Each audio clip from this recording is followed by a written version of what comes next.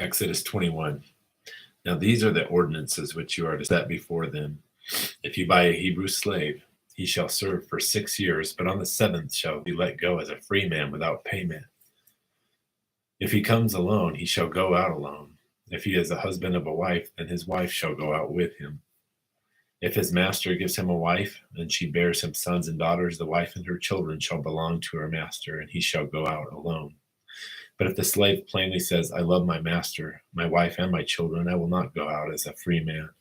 Then his master shall bring him to God, and then he shall bring him to the door or to the doorpost, and his master shall pierce his ear with an awl, and shall serve him permanently.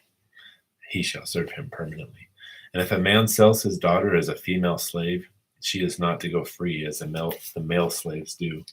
If she is displeasing in the eyes of her master, who designated her for himself, then he shall let her be redeemed. He does not have authority to sell her to a foreign people because of his unfairness to her. And if he designates her for his son, he shall deal with her according to the custom of daughters. If he takes to himself another woman, he may not reduce her for food, for her clothing, or her conjugal rights.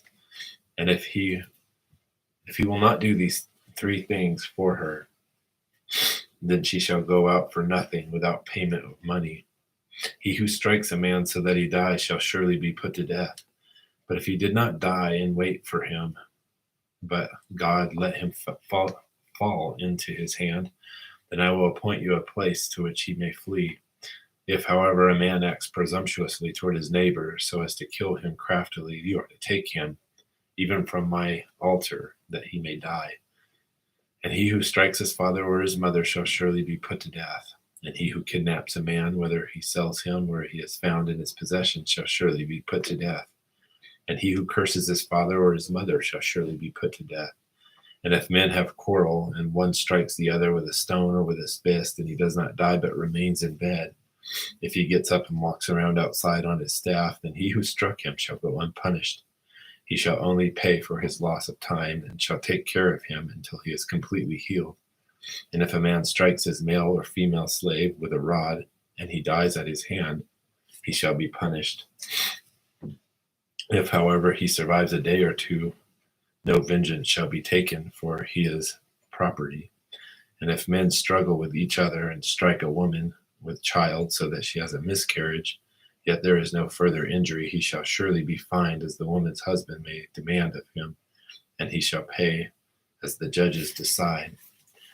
But if there is any further injury, then you shall appoint as a penalty life for death, life for life, eye for an eye, tooth for tooth, hand for hand, foot for foot, burn for burn, wound for wound, bruise for bruise. But if a man strikes the eye of his male or female slave and destroys it, he shall let him go free on account of his eye.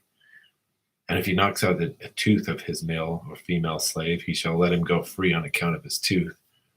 And if an ox gores a man or a woman to death, the ox shall surely be stoned, as its flesh shall not be eaten, but the owner of the ox shall go unpunished.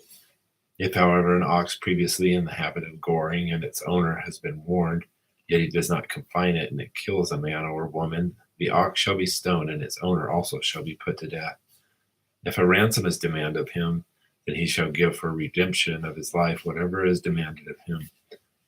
Whether it gores a son or a daughter, it shall be done to him according to the same rule. If the ox gores a male or female slave, the owner shall give his or her master 30 shekels of silver, and the ox shall be stoned. And if a man opens a pit or digs a pit and does not cover it over, and an ox or a donkey falls into it, the owner of the pit shall make restitution. He shall give money to its owner and to the dead animal, and the dead animal shall become his. And if one man's ox hurts another so that it dies, then they shall sell the live ox and divide its price equally, and also they shall divide the dead ox. Or if it is known that the ox was previously in the habit of goring, yet its owner has not confined it, he shall surely pay ox for ox, and the dead animal shall become his.